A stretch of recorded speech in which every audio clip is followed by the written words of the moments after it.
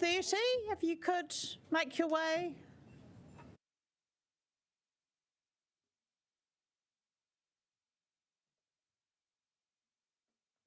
Or just completely ignore me. That's another option. All right, we'll get started anyway. No mai haere mai ki tēnei hui. Welcome. So we've got 2 briefings this afternoon. So we've got a separate one on waste. So this is for other questions for the LTP, and I'll hand over to Stephen. Thank you, Chair. Kia ora, everybody. Just a little reminder, we have got quite a list of written Q&As that we're working through. We should have all the answers to those out by tomorrow around about lunchtime or close to it. Last week we had a dedicated session on the airport, and as you've just mentioned, Chair, we've got the waste briefing following this session. So probably over to you to manage the questions, Chair. So we are ready to go. Ray, now's your chance. No, I'll go to Ben first. Councillor McNulty. I'll just jump in. I'm writing, but Oh, sorry, and I should note that both these sessions today are live streamed. So, yeah. I just wanted to query the. We've abandoned the suburban parking proposal for the first year of the LTP, so that's $2 million of revenue we've foregone, and that's come out to a 0.4% rates increase. Have we factored the costs of enforcement that we would have also spent into that 0.4% rates increase?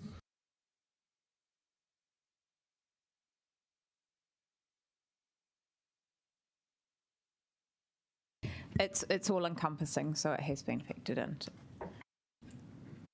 Okay. The revenue.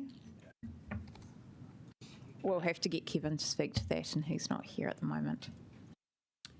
I think I can respond to that because Kevin's, unfortunately, he's got COVID, so he's not here. But it's all included in the enforcement costs are included in the baseline. So there's no new enforcement costs. Yeah. So that $2 million of revenue for suburban parking, we would have assumed we were going to make $2 million, and there wasn't $1 extra we would need to spend in terms of the collection costs. That's the assumptions? That's correct. Okay, thank you. Did you catch that last bit? Other than capital metres, yeah. Capital 4 metres. Councillor Chung. Great, thanks. I'd like to ask about the cost of enforcing the motorcycle parking if we actually have that there, because keeping in mind that motorcycle number plates will be facing the footpath, and so you won't be able to use the cars to actually come and read the number plates. And sort of also aligned with that is that when we check vehicles normally, we check for the warrant of fitness and the registration, which of course is a big money spinner for us. Not that I feel it that way, but would we also be doing the same thing on motorbikes? Sorry, Councillor, we do the same thing on motorbikes. Can you just explain that piece? Oh, sorry. Checking the registration and warrant fitness. I make sure mine are current. Well done. Because of course that's worth a lot more to us than a parking ticket. Sure. So not necessarily all motorbikes are parked facing inwards. That's the first thing. Second, majority of the central city parking enforcement is done by parking wardens, as opposed to camera cars.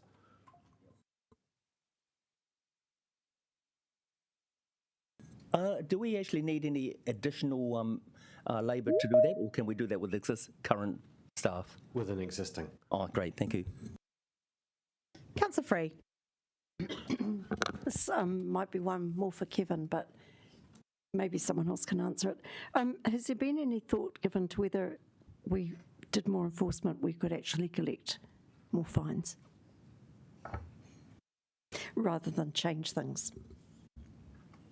We can be more efficient with enforcement, which is why we're introducing new technology, camera cars and cameras, fixed cameras, etc. So the answer is basically yes or no? Basically, we can do more enforcement with the current set of investment and resources that we have by using technology, which is what we have recently been investing in and putting in place. So I guess my answer is then, how much more effective will it be in terms of revenue?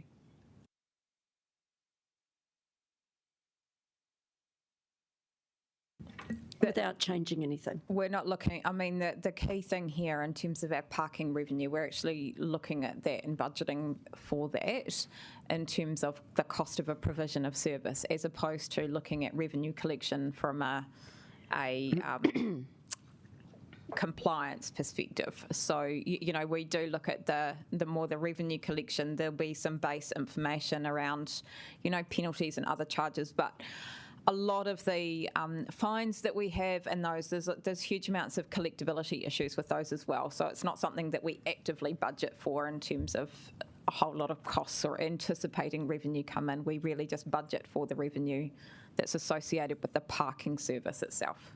Okay, thank you. Councillor Panovich. Just on the surplus that we're looking to make this financial year, is it possible to utilise any of that against the rates increase in the next financial year? No. The reason I say that is the surplus for FY24 is largely as a result of the sludge minimisation facility, and so that is ring-fenced.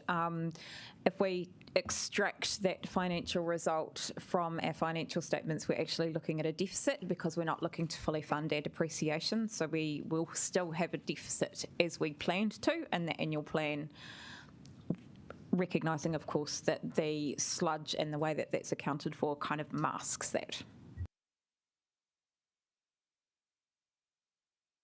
I'm wondering if it would be useful for councillors to have an update on the process about what happens next and sort of the, the leading us to our final decision, and also, kind of legal advice about any, what can be the nature of amendments, etc.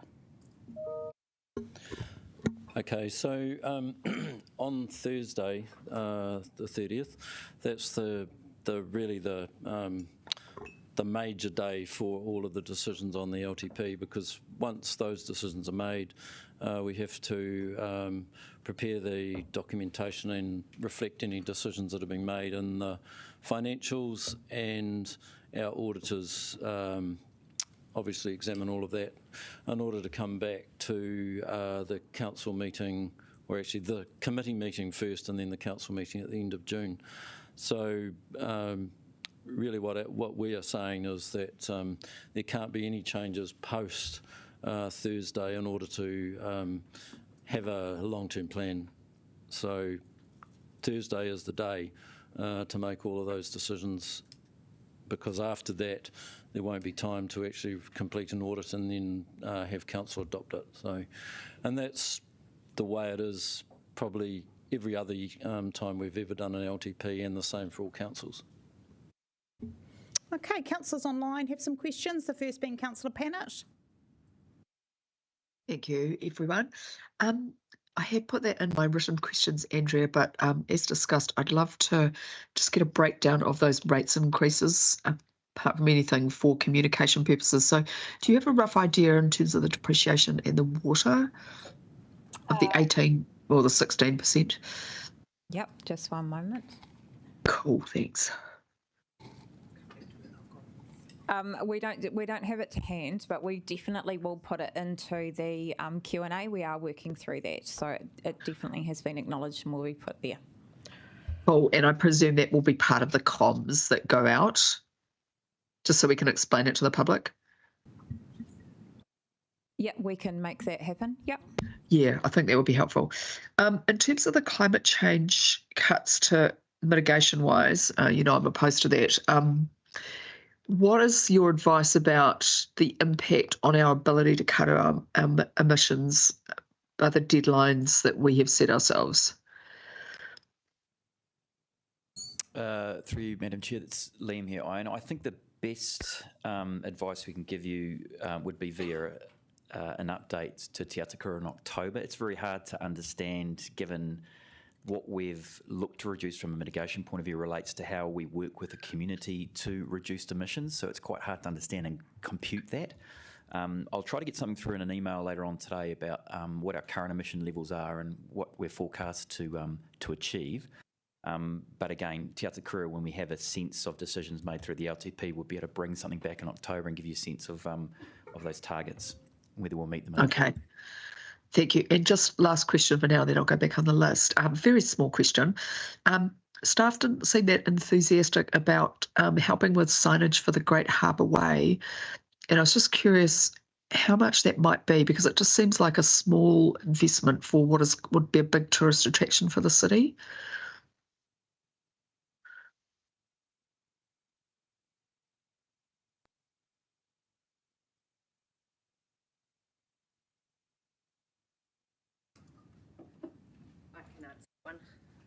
Cool. Hi, Aruna. We're working actually on an answer in the Q&A as well, but it's tranche 5 are our next projects, which are on the Great Harbour Way, and they don't start until year 6 or 7, I think, at the LTP. So are you able just to say what's in that tranche? Not off the top of my head, but Okay, so if you could, Eastern Bays, yeah. Okay, I was just about, is the signage in there? We haven't got to that level of detail around the projects. We haven't even started thinking about what they look like yet. Okay, all right, thank you. Councillor Abdurrahman. Kia ora whanau, and my question would be either for Stephen or the legal team. When it comes to the decision that we make at LTP, if we want to make any changes at council coming June 27, what that looks like, what kind of amendments are allowed, what kind of amendments are not allowed to make into it? Quite simply none, actually, Councillor, because at Council it is a completion of the process. It is a rubber stamp. It is on the recommendation of the Long-Term Plan Finance Review Committee as a result of a very long process. So any major, apart from maybe editorial change, there would be no other changes possible at that meeting. So does that mean only for the long-term plan meetings followed by the council meeting, or for any committee meetings, can we make an amendment when it comes to the council? Is that different for the long-term plan, or is that the same for all committees? With the long-term plan, as I said earlier, this week is the week to be making changes to the LTP because of the audit process that we need to go through in order to have that completed. So there are no changes that can be made at that final council meeting. It is literally a rubber stamp of the long-term plan. Councillor Randall has just reminded me in the paper we do note that there could be changes made as a result of the audit process that could be made as well. So basically what you're saying is councillors, they cannot move any amendment whatsoever unless the auditor suggested some change, and doing that will be ruled out by the chair. Yes, that's correct. Okay. Deputy Mayor Foon. Kia ora, I'm just trying to find in my massive amount of notes taken from the hours of submissions, and I still can't find it. But we had a submitter come and request an increase in rates to derelict buildings. Now, I know we went over this, but I cannot remember the why. But yeah, just if you could re-explain why we landed where we did. Is there anything else possible we could do with derelict buildings to encourage vibrancy? Yeah. So the really important thing around setting any kind of rate or a targeted rate for a purpose is that you've got to actually demonstrate why you're going to, why that building is incurring the additional costs or why they are drawing that additional cost. So we looked at vacant land and derelict buildings quite carefully as part of the first phase of the rating policy review. We went down the option of looking and getting some legal advice around setting a targeted rate. What we ended up doing is we ended up setting a separate differential for those in the downtown area. And the reason we did that was on the basis of risk. We felt that a differential was easier to justify under our rating policies as opposed to a specific targeted rate, because a targeted rate actually has to be used to fund something. So we have introduced a differential for vacant land and derelict buildings within the downtown area, because we can highlight that they're actually having an impact on our city centre and our community, within the city centre and the vibrancy of the city centre. So we've got quite a clear cause and impact that we can highlight. We can continue to explore.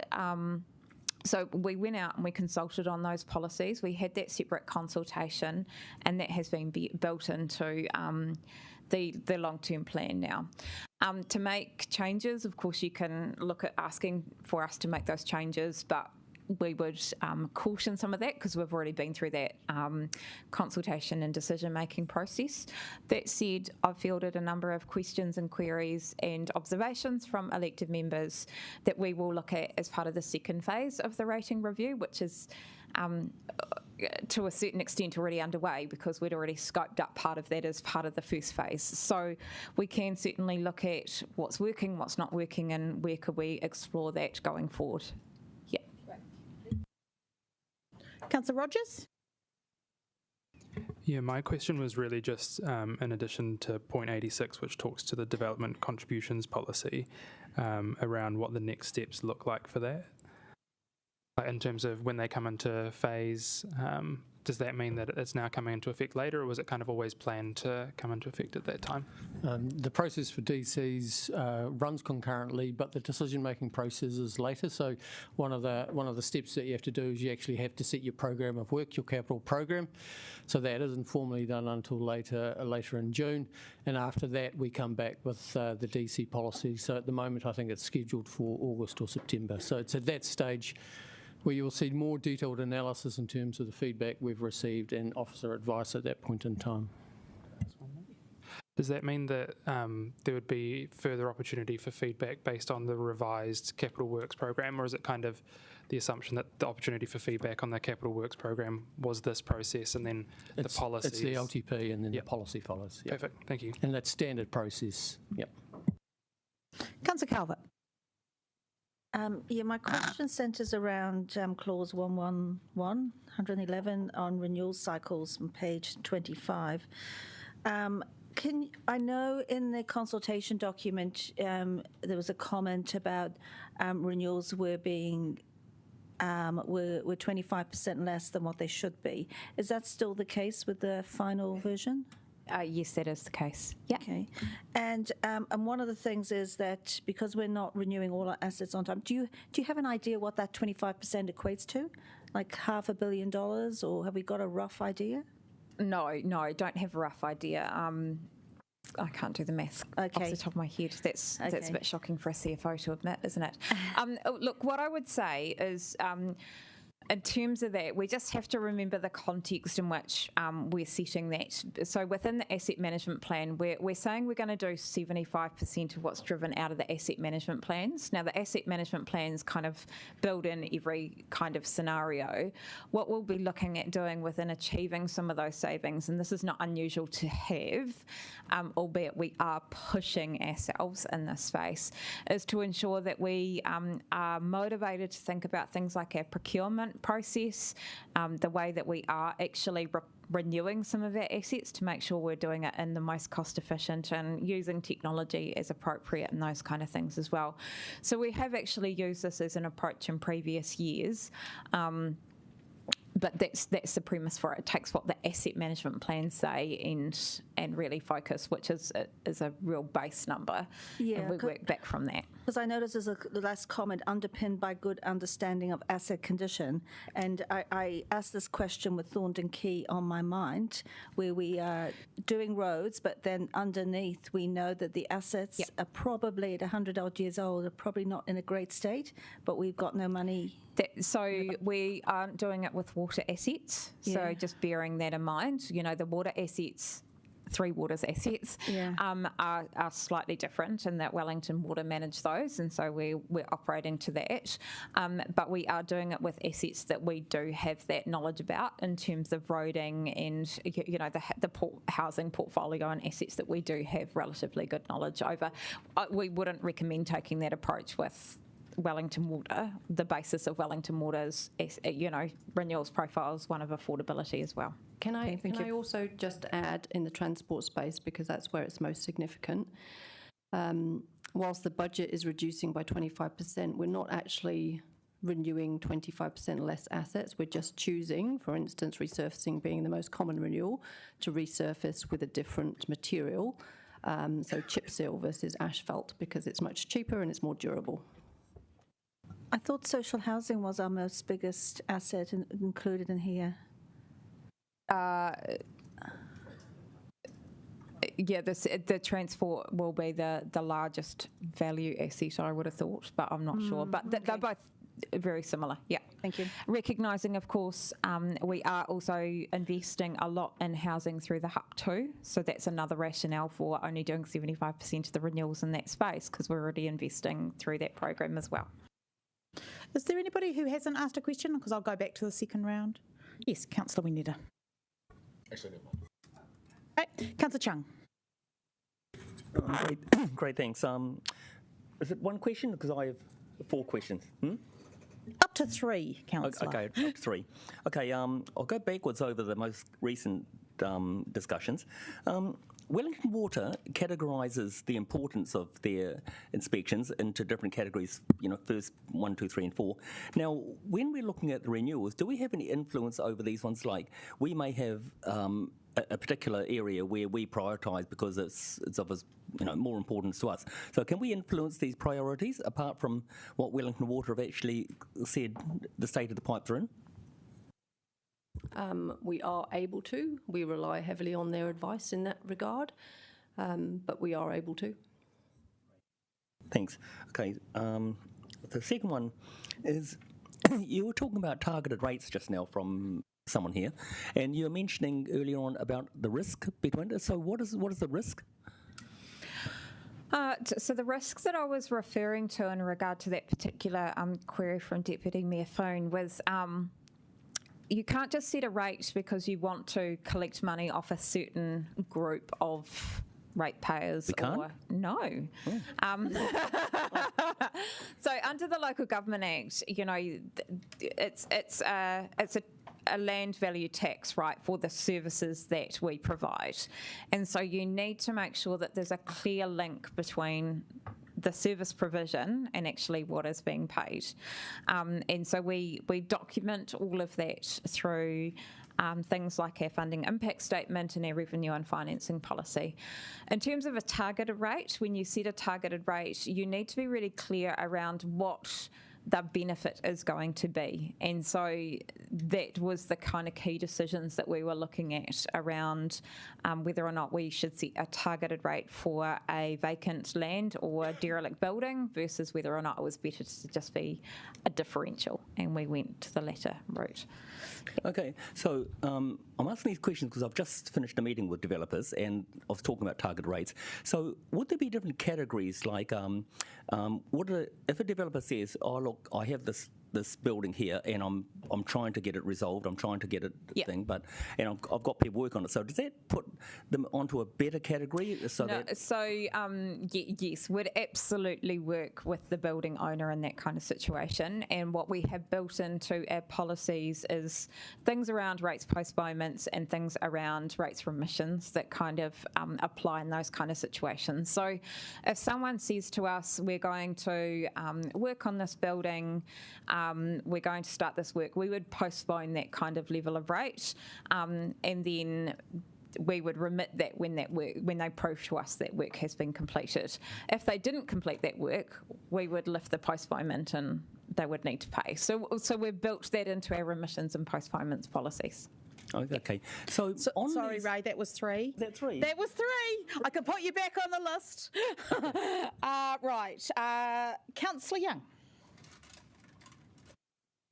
So my question is about the funding for the New Zealand Symphony Orchestra and the Royal New Zealand Ballet, which, according to my colleague Councillor Randall, who is an expert at trawling through data, doesn't appear anywhere. Yeah, it is grouped together in one of the codes.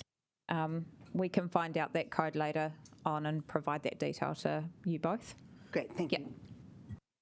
Councillor Randall. Thank you. My question is about the insurance debt headroom and its being part of the option A and B of the airport shares. Can you just outline what would the implications be if we just retain the insurance debt headroom to the long-term plan, as well as selling the shares?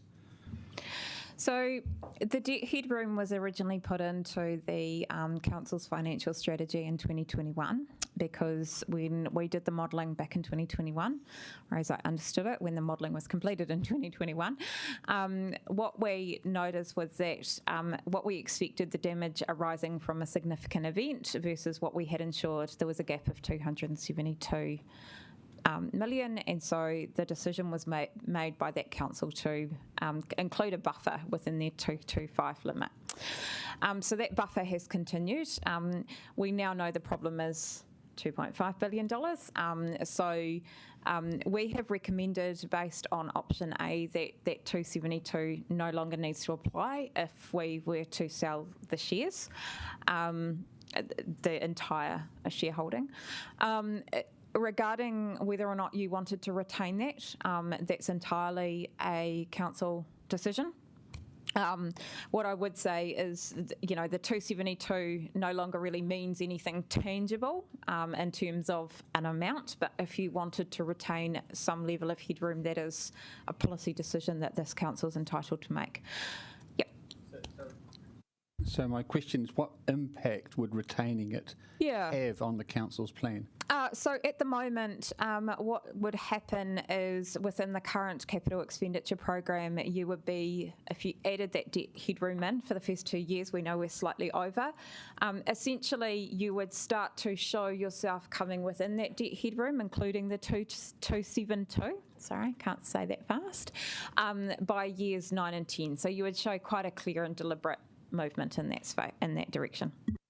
Yes, but it would also show that we're over our self-imposed limit for the period for most of the long-term plan. Yeah, but as from a financial prudence perspective, that was exactly the same scenario as the 2021 long-term plan, so that was what was modelled. And as long as you show that we are trying to correct it, it doesn't seem to have any kind of significant impact in terms of audit prudence or anything like that.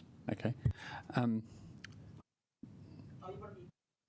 No, and I thought I had 2 more because it was the same question. You can have one more. With all due respect. I'm not going to have fights about questions. Ask another one. You can go back on the list. Thanks. Okay. I couldn't see where the ground lease income was in terms of the operating budget. Can you just outline where it is and how much there is included in that? I don't have the ground lease income specifically, but it would be reflected in our investments revenue.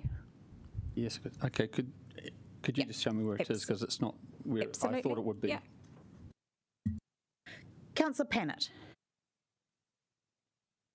Thank you.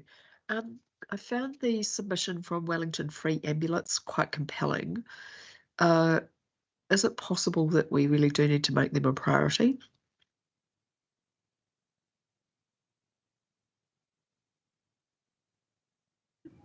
Very general question, Councillor. Yeah, well, I guess okay.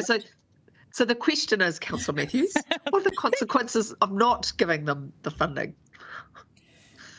Thank you, Councillor. I think I would need to go back and check with our Tier 3 manager, David Enzer, on that. Wellington Free Ambulance have provided quite a bit of data on why they feel there should be an increased funding support. It is something we've looked at quite hard, and that's where our response does still stand. But I will go back and check with David and then come back to you. Wonderful, thank you. I also found the submissions from suburbs with bids quite compelling. So, like all the money that they're putting in terms of rates, but they feel like they're not getting much back. Liam, I was just wondering if you had any views about whether there's any way we can shift some money in there, because this has been a long-standing issue about how much money we put into the central city versus the burbs. Through you, Madam Chair. Look, no advice other than what's currently in the plan. I think, Councillor Pannett, the thing we can also remember as we move through the 10-year period, that we always have annual plans and opportunities to move the money around if and when a centre might be prioritised over others. But for the time being, given the constraints we have, I think we've got funding and OPEX and CAPEX loaded in to support those suburban centres, and albeit not to a large amount, it depends how councils would want to utilise and prioritise that funding. That would be my advice. Okay, all right, I'll talk to my colleagues later. And just the last question, Andrea, the Property Council submission, they asked about the remission, which of course I helped draft, for owners of prone buildings. I'm wondering, they said, oh, well, why is it just for apartment owners on low-storey buildings? What about other buildings that are bigger if they do have genuine financial need? Do you think there's a policy justification there? I think the policy justification, I mean, that's totally at your discretion. I think that's a policy decision for elected members to make. I think there could be some basis for doing that, but again, we have other mechanisms within the remissions and the postponements that they could also look towards as well. Okay, thank you. Councillor McNulty. 2 rounds, so if I can go back on list, I'll ask about the airport the second time. I just want to go dig a bit more into the parking. So I just want to confirm, do the parking revenue assumptions remain for years 2 and 3 of the LTP? Yes, they do. And if councillors were of the mind at the annual plan next year that they did not want to proceed with suburban parking meters, bearing in mind that's only months before an election, would that mean that would be another shortfall that would have to be covered up for that decision if councillors were to make it? And has there been any sensitivity analysis on how those fees would impact the occupancy of suburban centres that we may implement the parking charges? That's probably a question for James. You might want to repeat the question. So just in terms of when we've modelled the revenue from parking charges, have we done any sensitivity analysis thought about what the impacts would be on occupancy by actually implementing a charge in these areas? I'll just get Craig to come and make a quick comment. Through you, Madam Chair. No, it's not been modelled specifically, but the policy, parking policy, does require us to keep occupancy within 50% to 85%. So it's a dynamic pricing, and therefore, if there are adverse effects, we'd adjust the price accordingly. Councillor O'Neill. Kia ora, thank you. Just on the back of the submissions from the bids, is it possible to ring fence money raised from suburban bids to be directed to suburban upgrades? Or I'm thinking about things like downtown levy, makes sense that it goes to Pōneke Promise. That's how it works. Yeah. Yeah, that's definitely, yeah. And then I wanted to inquire around our living wage accreditation as an employer, and just to ask how, and if that accreditation is extended to contracts and employees for council-run events. Wasn't able to find the answer on the website. Meredith's online. Yes, either Meredith or Anna. Maybe Anna is the better one for this, for events. Anna, perhaps the question is whether the living wage is extended to contractors in particular events. In terms of all the Wellington NZ events, no. In terms of our events, is Gisela here? such as Pacifica Fest or Gardens Magic, for example?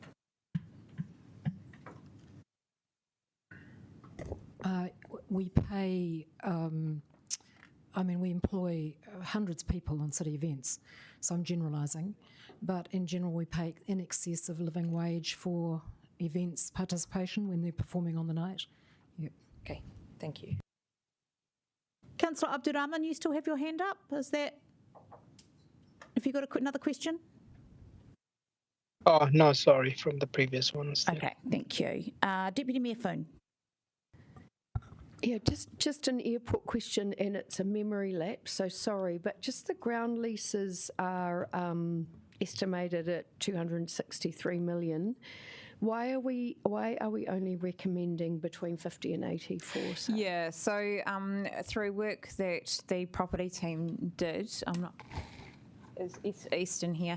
He might be able to add to that. We looked at when it would be a suitable time to sell some of those property leases in terms of optimum returns.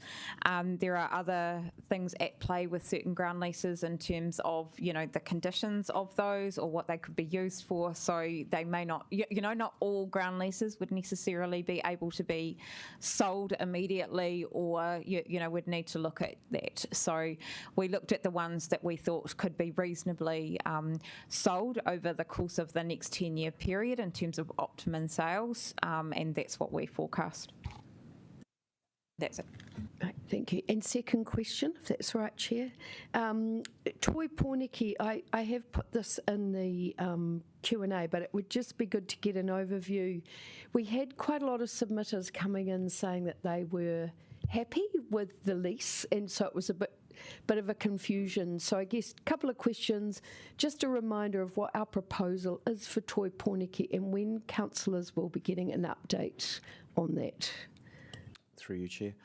So the challenge with Toi Pōneke, Deputy Mayor, is the person who owns the building doesn't want us to be using the building any longer. Hence we're looking for new premises, in essence, that will replicate the current facility. And I think that the funding for that is budgeted for next year and the year after. Councillor Free. Yes, I think we've allowed 41 million for the getting our new premises ready. It does seem like quite a lot of money. Can you just give us a very brief outline of what is covered in that? So that is for fitting out to meet our requirements, including councillor accommodation, a committee room, etc. So there's quite a lot involved in that, and we are moving archives into the building as well. So there's quite a bespoke fit out required for archives. Is it possible to have a little bit more of an idea of why it's so much? Like something in writing? Because it just seems like you could have built a new building for that much. So, well, you could build some sort of new building for that. We're progressing with the design of it at the moment, so that is a placeholder figure. So we're just progressing with the design. So once that's completed, we can potentially come and brief you. Okay, all right. I must. Anyway, the other question I want to ask about is about the targeted rate for rubbish collection. How are we paying for it at the moment, and what sort of figure are households generally paying? Because I think there is something in the rates breakdown. Can we do this in the next session? Okay. I didn't know. I was worried that in the next session, the answer would be that we should have asked it in this session. No, you can ask it at the next session. We're gonna. Well, you will be first. I'm going to write down a piece of paper, and you're going to be first, Sarah. All right. I did think we might not have the right people. That's all. No, good. No, all good. All good. All right, Councillor Chung. Great, thanks. Going back to my questioning line on targeted rates, is there going to be a range of different multiples of the rates on different particular properties? And the reason why I'm asking this is that some people may think if you double their rates, it doesn't actually make much difference to them. So then, if you make it 3 times or 5 times, then it would make a difference to them. So do we have a range that we can actually use, or would we actually be looking at this? No, because again, it needs to come back to the service that you're providing, and it is based on either capital value or the land value. But if there are on that, if there are things that councillors would like to explore in that regard, we'd be happy to look at that as part of the second phase of the rating policy review, so we can sit down and get ideas again. We've been collecting those as people have thought through those. We can have a workshop with councillors as they think about new ideas, and we can then explore those and provide advice when we go through that phase. Great, thank you. And next question. In our OPEX, in the long-term plan, are we actually taking into account new potential hires? Because, we'll be looking at doing different things in council, and so we'll be looking at, I guess, we'll be needing new people for these things. I have constituents who actually look at the vacancies on council all the time and come and tell me about them. Maybe they're looking for a job, I'm not actually sure. But do we have oversight of that? So they could quite possibly looking for a job here because we are a fantastic place to work. So for certain activities, of course, we'll need to recruit people. We offer a huge amount of specialist activities within the council itself, and if we have anyone leave, we'd certainly look to whether or not we need to replace that person, and then go through an appropriate recruitment process. We do have quite stringent disciplines on that, given the public sector nature that we're working towards. So most of those sign-offs would need to be done by ELT over the coming years, just to make sure that there is that discipline. I'd note within that we're also looking at achieving organisational savings of 5 million as well. So very much looking and being very careful around where recruitment is required and what is needed. Okay, great, thank you. Was that one question? You've got one more. Oh, right. Okay. Organic recycling. Have we done any surveying on? No, that's in the next session, which is waste. Okay. Yep. Okay. So I'll put you on the list for that, Ray. All right, Councillor Calvert. Just following on from Councillor Randall, but I just want to get it clear in my head. So if we wanted to keep this 272 million headroom, would that mean that we would be? I'm just trying to look at the graph on page 95, and I can't. So it looks like in 10 years' time, our net borrowing will be just over $2 billion. It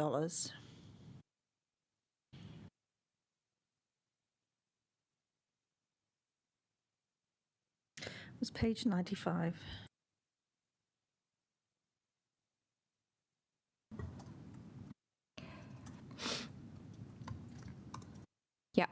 So yes, that's correct. So if we wanted this to keep this 272 million headroom, is that already in there under the 225%? Not in the yellow component. So no, it's not. Yellow. You would add that into it, but if you were to add that into it, certainly in years 9 and 10, it would still be under the red line.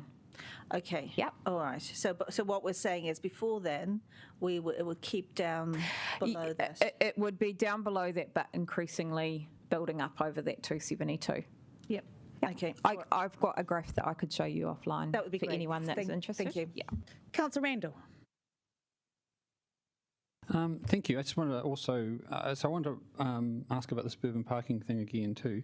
And my question is the modelling for the revenue for suburban parking, the net revenue, has that been independently verified by anyone in terms of someone who knows about parking utilisation or transport expert? No, it hasn't, Councillor. Okay.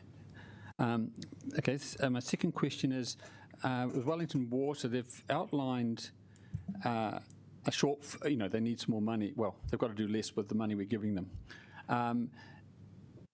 Are we going to be informed before the meeting of the work that's currently planned that will no longer be done because we haven't got enough money? No, I would say it's unlikely. I've put in another request today to see when we can get that information. They're indicating that it won't be before mid next week.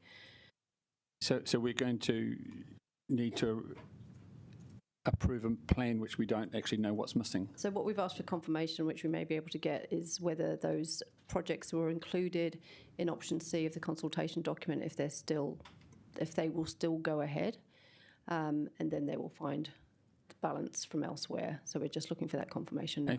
Okay, and thank you. And lastly is a question for Mr. Hodges, and that is, how much would a review of the Johnsonville Town Centre plan cost? Roughly. Through you, Madam Chair, Council, would that include public consultation? Yes, because it's a current policy document from 2008. I'll be plucking a number of the year, Madam Chair. I think if you don't feel that you could answer that question now. Happy to try William. to provide some advice via the team back to Tony, though, if that's right. Okay, thank you very much. Councillor McNulty.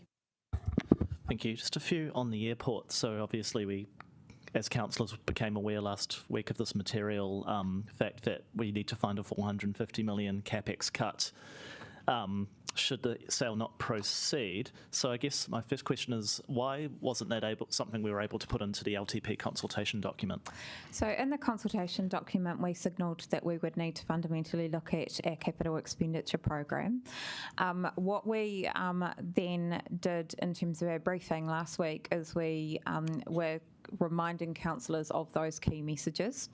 The 450 is an estimate at this point because we're simply unable to be able to give any kind of feedback in terms of what modelling would be required in this kind of time frame to reset our financial strategy. So what we were looking at and trying to give a broad estimate is by looking at what would it take to get down to something like a debt to revenue ratio that, say,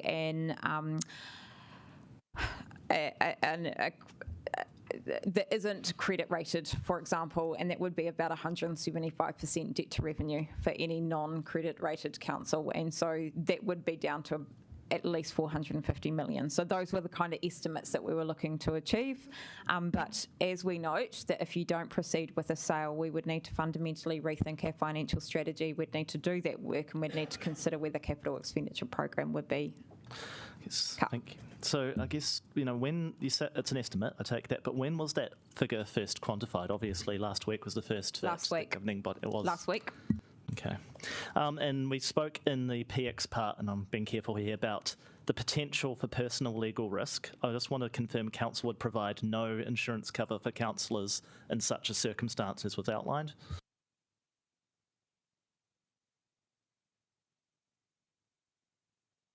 We'll have to come back on that. Councillor Young. So I got a bit distracted, so I hope this wasn't covered by Ben. So in the event that the airport sale doesn't go ahead, I think we have been told there is a possibility of capital projects being cut and even a commissioner.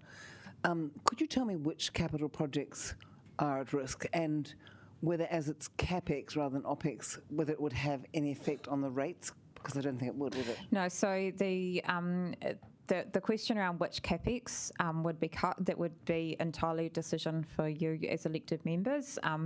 We wouldn't suggest what those are. We'd need to run through a proper process to work with you around what that would look like and recognise what levels of service change you would propose, because we'd be at the point where we would be looking to make quite significant changes to levels of service with that kind of quantum that we were suggesting. So we were trying to give a ballpark to kind of highlight. So that would require a separate process for us to go through. We would need to run another sort of LTP budget process following the adoption of this long-term plan. So I don't quite get it. If we don't go ahead with the airport sale, we've still got the airport shares and income. Mm-hmm. So why would that affect capital projects? Because we're still, if we don't sell the shares, we still have the original problem that we were setting out to address. So that is the fact that in the event of an event where we would require insurance recoveries, we would need to look at how we would fund that. At the moment that we know that we're significantly underinsured, so we would have to look at alternative ways in which we could support the rebuild of infrastructure. So that's number one. Number two is that we have some significant financial risks in that all our income is tied up in only two very core assets, being the airport and also the ground leases. So those are the two problems that we're trying to resolve primarily through this.